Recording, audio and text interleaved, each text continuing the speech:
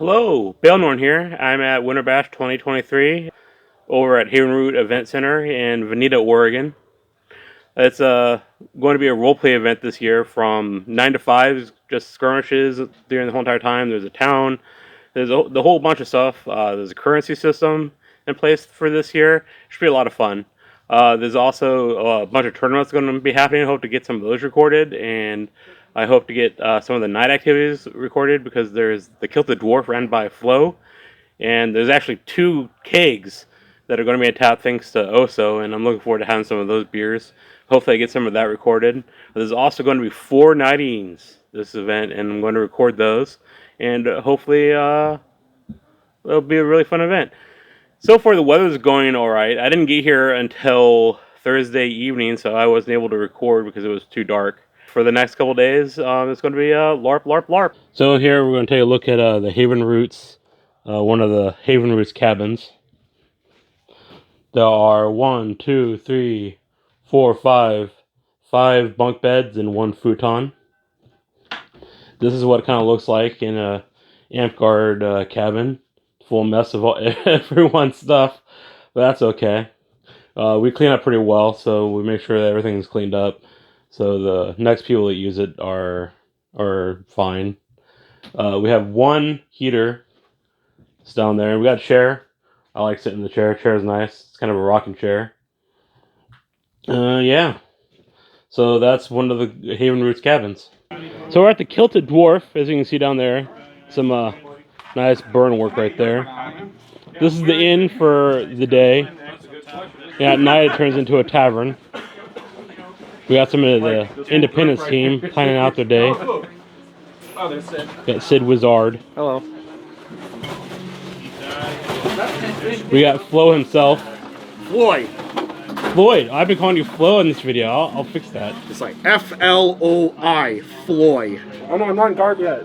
At your service. There's also the mundane bartender. That would be Oso. And let's see, I'm gonna come back behind the bar if that's alright. Yeah, I just got a peek behind the curtain. Oh my god, can I see the kegs? Yeah, right Oh, here. there's a keg. Yeah, we got kegs. So excited for that tonight. We're gonna be pulling tabs tonight. Yeah, it's gonna be great. Yes. And I'll be back here later tonight, and we'll see the rambunctious nature, and hopefully you'll be able to hear us talk through all the noise, because it gets pretty crazy in here. It gets rowdy and rambunctious, especially when people have had a few. Yep. But as of right now, it's very calm. I'm just the humble innkeeper. While out there, everyone slaughters each other. Yep. And we'll go out there into the battlefield later today and get some of the footage of them fighting and skirmishing, and they're gonna be role playing all day. So yeah. Yeah, let me know if you see Cormac out there. Oh, I will. Definitely got to get Cormac. So we're coming into the command center of this event. We have Archduke Cyrix. He's one of the masterminds behind the role-playing scenario. How are we doing today?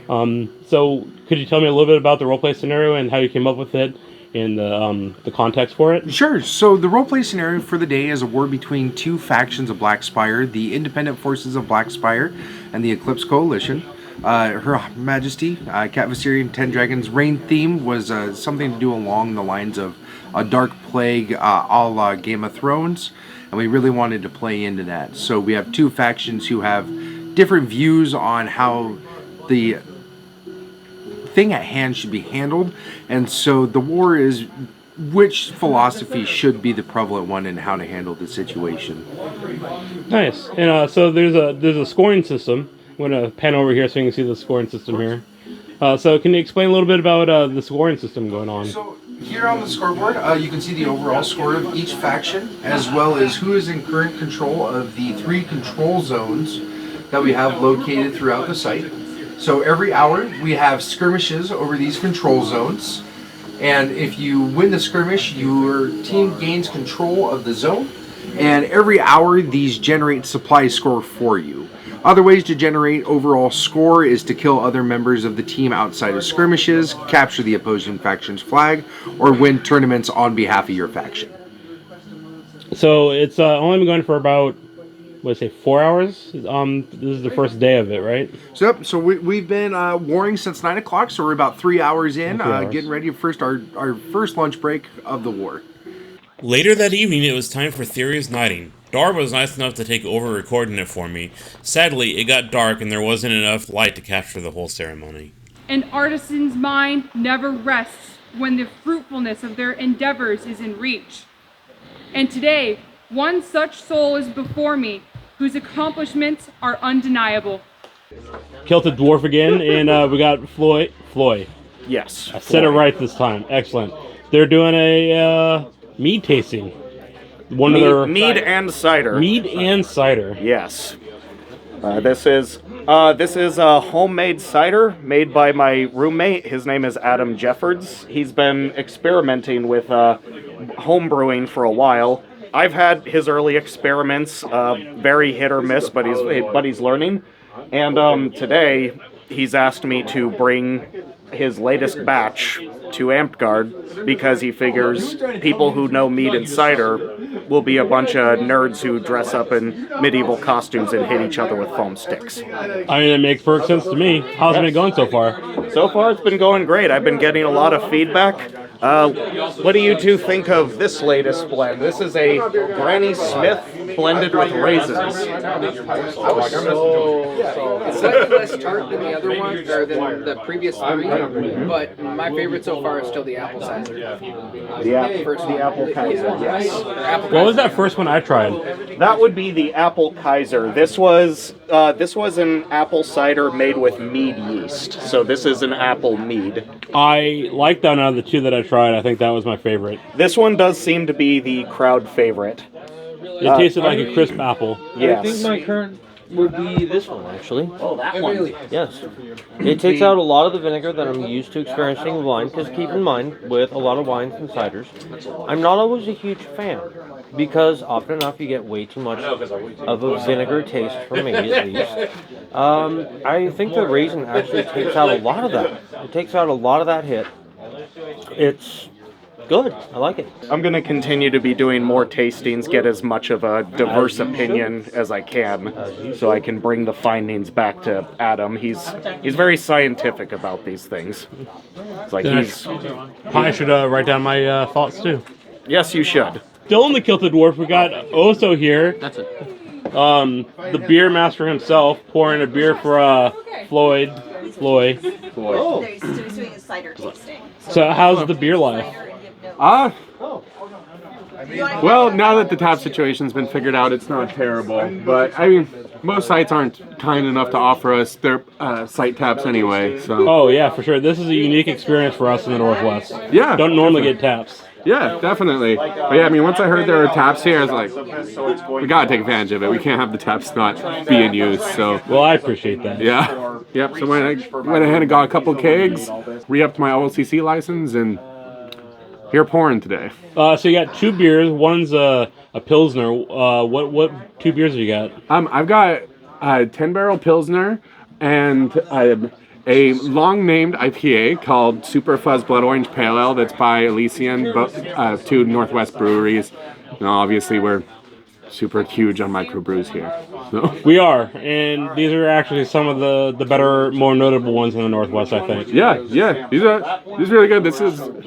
Quality draft beer at an Amtgard event is extremely rare, so this is quite a treat, I think. It is. The last time I had a keg at Amtgard was like 4 or 5 years ago. Yeah. Yeah. So, and that's the only one I've ever seen at Amtgard. That's not true. Degar had brought a keg once. Pack War 2018, I think. I did. But it's very rare. Yeah. Did you have a hand tap? Yeah. Peasantry. Well, thank you, bartender Oso, for the beers. Yeah, of course. Happy to provide for the nightlife.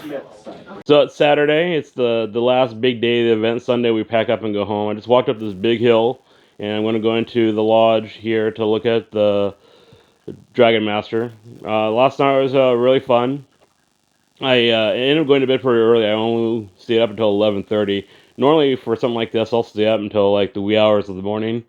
But I ate some food. It tasted really delicious, but it was like really heavy. It was like Velveeta. So it hit my stomach, and I guess I'm just getting old, and it kind of upset it, and so I didn't really drink very much, and then I got tired. So basically, instead of going to bed because I got too drunk, I went to bed because I had a food coma. Um, not normal, but with age, shit happens. So today, there's a tournament going on, and I'm going to try to get some video of that. I haven't been able to get any of the skirmishes because they're hard to find, and again, it's a big site, and I'm a little out of shape, so I haven't been able to walk around. There is hourly skirmishes, but I don't know where they have been. But people have been going to them, and I've been hearing about them after the fact because I've been staying down at the Kilted Dwarf a lot of the time. So yeah, today we should be able to get some fighting in the tournament. Critias is getting knighted. Vaughn is getting knighted. Is getting another belt. Last night, Critias got really drunk, and even before his vigil started, he passed out and had to be wheelbarrowed into his cabin. He misjudged how strong Everclear was. So, but he's feeling pretty good this morning. He's a little bit sore, but he doesn't have a big hangover or anything, so that's really good. Dimitri's visual was last night too, and I gave her some words of advice about burnout and keeping new goals after achieving knighthood, because knighthood is like a lifetime achievement award in the game, and so there's a sense of like, what do I do now? What keeps me involved in the game? So I gave some suggestions how to combat that and burnout as well. So yeah, let's go take a look at the Dragon Master. Alright, so we're at the Great Hall, and right now there's a Dragon Master, an 8th Arts and Science competition. We hold Dragon Master about once every 6 months. So it's usually a winter time and a late summertime here in Blackspire. Just looking at some of the artwork we got going on. Got some pictures.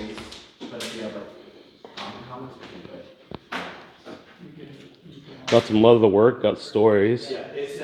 This year's Dragon Master was a bit smaller than other years, but it still had a decent showing. There was more writing entered than usual, making it harder to show off on camera all the things that were entered. Later that day was the main tournament for the weekend. It was a bear pit style tournament. A bear pit style tournament is where everyone gets a number and lines up. They take turns fighting in a pit, and the winner of the fight stays in and fights the next person in line. The winner of the pit is the one with the most kills. There were 4 15-minute bear pits: single sword, sword and shield, 2 swords, and open weapon. Originally, the top 8 of each bear pit was going to fight in a more standard bracketed tournament to get their overall winners, but time was running short.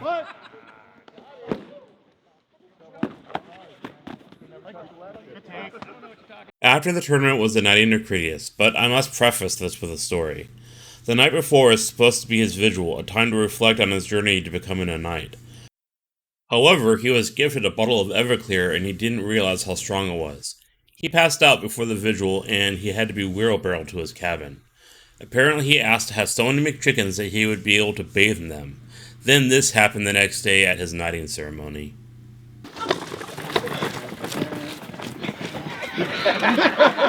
A noble steed. Sir Critias, got you now. What is a chest without treasure? And as per your request, Oh my god!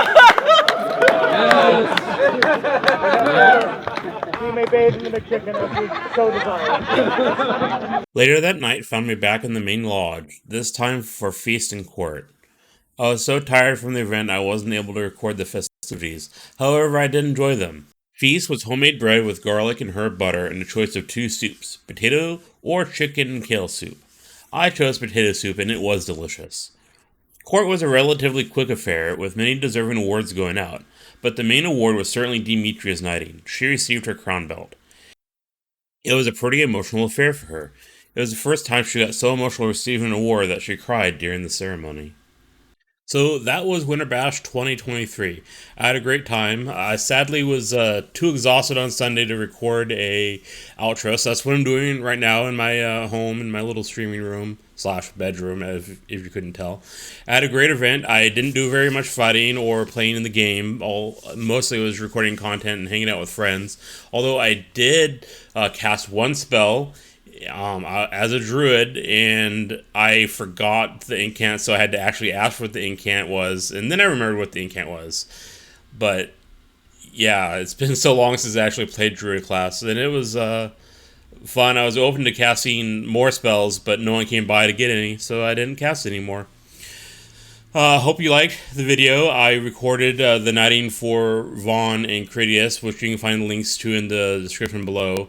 I also recorded one of the brackets, the sword and shield bracket, in which you can find a link in the description below.